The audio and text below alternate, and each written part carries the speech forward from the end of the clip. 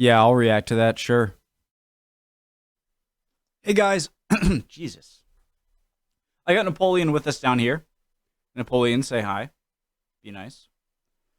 Top 10 Blackadder moments, all the things, hit all the buttons. Original link to the video, top of the description. Right below that, link to the Discord. Click on it, send you right over there. Love to have you. My name's Connor if you're new, and I like to watch things and do stuff on YouTube. Let's go. Get ready for some of TV's most elaborate insults and some not so cunning plans. I've been binging British TV Doctors didn't shows. try to cure with leeches. A leech on my ear for earache, a leech on my bottom for constipation. They're marvellous, aren't they? Well, the bottom one wasn't. I just sat down and squashed it. Welcome to Watch Humphrey? Mojo UK, and today Was that we'll be Humphrey from Yes Prime For Minister? earache, a leech on my bottom for constipation. They're marvellous, aren't they? I don't think The bottom so. one wasn't. I just sat down and squashed it. Welcome to Watch Mojo UK, and today we'll be counting down our picks for the top 10 Blackadder moments. Before we begin, if you enjoy this video, be sure to subscribe for more great content. For this list, we're taking a joyous jaunt through every episode of the brilliant Blackadder to find the finest, funniest, and most memorable scenes. Number 10, Edmunds Death, the Blackadder. The first series often divides opinion with fans and critics, but these final scenes are etched into sitcom folklore. Ever since the opening episode when Rowan Atkinson's character inadvertently decapitates the king before self-styling himself as the Blackadder, Edmund has been determined to improve his status. And when in episode 6 he sees his titles reduced to just Warden of the Royal Privies, an overthrow is required. Some more beer! But things Yeah, I'll do not react to end that, well. sure. Oh, shoot, guys, sorry. That's one of my other videos I was done downloading. Sorry, back 5 seconds. Required. Some more beer!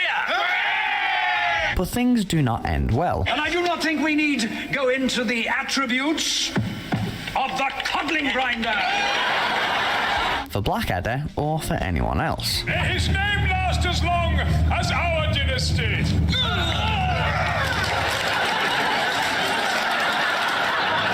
Number 9, Blackadder gets bladdered, Blackadder 2. What he is trying to tell you is that you appear to be wearing a pair of devil's dumplings. Ever try being in two places at once? How about a night with the boys and a night in with your ardently religious but fabulously wealthy relatives? That's the task facing What is Blackadder going in the on? second series, who must balance both parties under one roof and try to dodge drinking alcohol. The devil's dumpling. Let's give him a real drink. But as we come to see, he's all too easily inebriated. In a matter of seconds, he's lost his bet with Melchett and blown his chances of inheritance. Percy the devil farts in my face once more. Number 8, All at Sea, Blackadder 2. So, where's this barnacle-bottomed, haddock-flavoured bilge rat, sir? Rather a Wally-Raleigh, then. Let's stay with Elizabethan England and Blackadder's attempts to outshine Sir Walter Raleigh. The adored explorer is in his element upon returning from his latest sea shanty, but Blackadder remains unimpressed. Why, round the Cape, the rain beats down so hard, it makes your head bleed. So, some sort of hat is probably in order. Quickly and without any credibility, Edmund promises to sail around the Cape of Good Hope. But who to captain Blackadder's boat? Meet Redbeard Rum, an insane and literally legless sailor played by Doctor Who's Tom Baker. Ah! You have a woman's hand, my lord.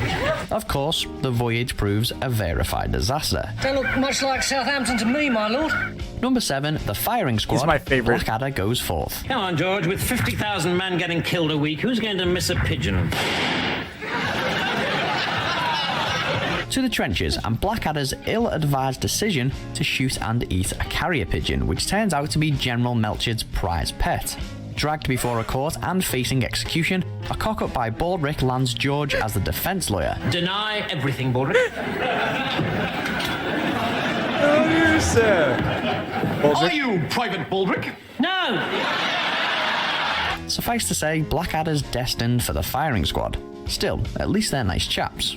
This scene sees the gunman pay the captain a visit on the eve of his death. You see, us firing squads are a bit like taxmen, sir. Everyone hates us, but we're just doing our job, ain't we, lads? There's always a funny side to these sorts of things, right? I know you mean to be friendly, but I hope you won't take it amiss if I ask you to sod off and die. Number 6, early execution, Blackadder 2. You gotta to another death penalty, but this I love that guy's neck coif. time of the Tudor variety. When Blackadder is appointed Lord High Executioner, he immediately mucks everything up by beheading Lord Farrow ahead of schedule. One thing leads to another, and before long, Blackadder has a bag over his head trying to imitate the deep, booming voice of Lady Farrow's one-armed husband. Not as deep nor booming as once it was. Is that better? In an unexpected turn of events, he almost scores a sexual favour for his troubles, but Baldric breaks up that party, arriving in the nick of time. Oh, I see. Oh, I see. That's it, time's up. No, it isn't. Yes, it is. Number 5, how do I look, darling? Blackadder goes forth. No, it isn't. Unusual name for a girl.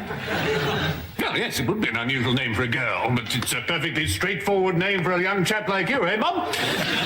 When Blackadder directs a morale-boosting World War I cabaret show, his efforts prove an unexpected hit.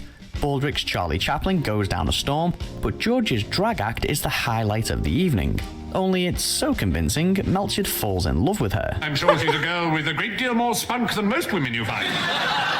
And so, to this scene, the high point for a recurring gag. Melchett's prepping for his date with George, his darling, while speaking with his officer, Captain Darling. Confusion reigns from start to finish. I want to cover every inch of your gorgeous body in pepper and then sneeze all over you. Really, sir? I must protest. Number 4, Flashheart in the trenches, Blackadder goes Flashheart. forth.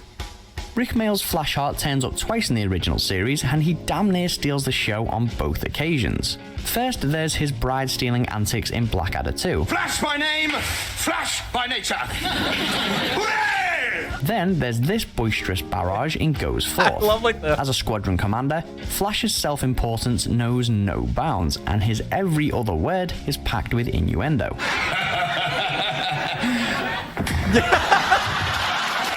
George and Baldric are enamoured, of course, while Blackadder's his typical sardonic self. Well, all right, you fellas, let's sit us down and yarn about how amazingly attractive I am. Yes, would you excuse me for a moment? I've got some urgent business. There's a bucket outside I've got to be sickened to. And there's even time for an Aid Edmondson cameo as the equally exuberant Baron von Richthofen. Woof.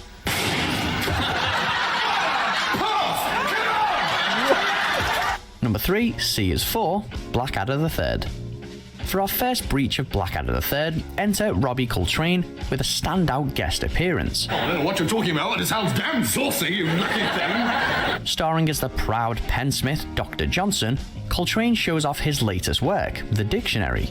But Blackadder's apathetic, still smarting from Johnson's apparent rejection of his own manuscript. So he galls his rival with some glorious wordplay. Every single one, sir? Every single word, sir.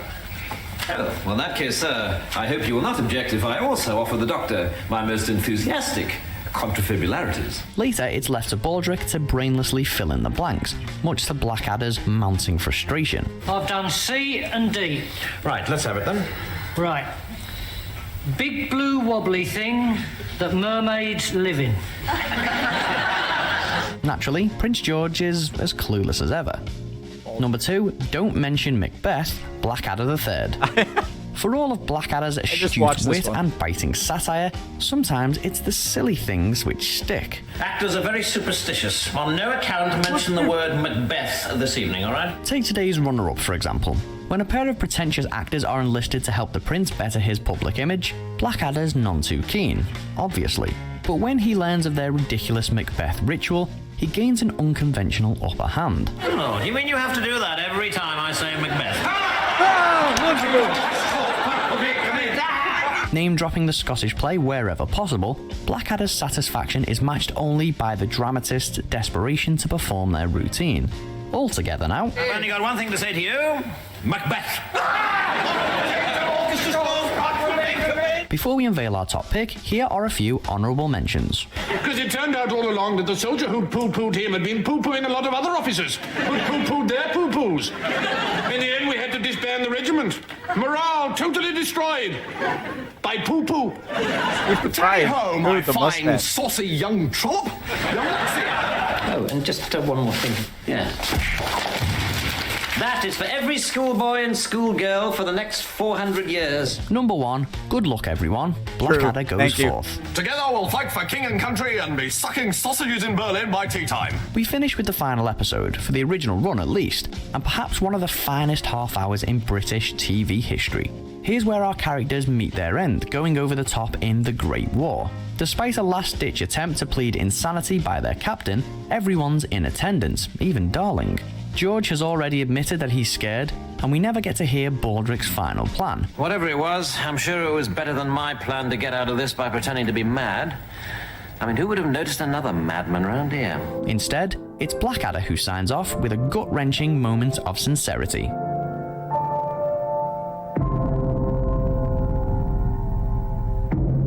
Do you agree with our picks? Check out these I other don't great disagree. clips from Watch. Ooh. I could watch that as well. Really great, guys. Love Blackadder and all these other British comedies I've been watching this past month and 2 months. Awesome. I don't think I was too confused by it. I feel like I'm getting pretty good with British lingo, right? Or maybe there just wasn't that much tough stuff. Anyways, Napoleon, say bye. All right, see you next time, guys.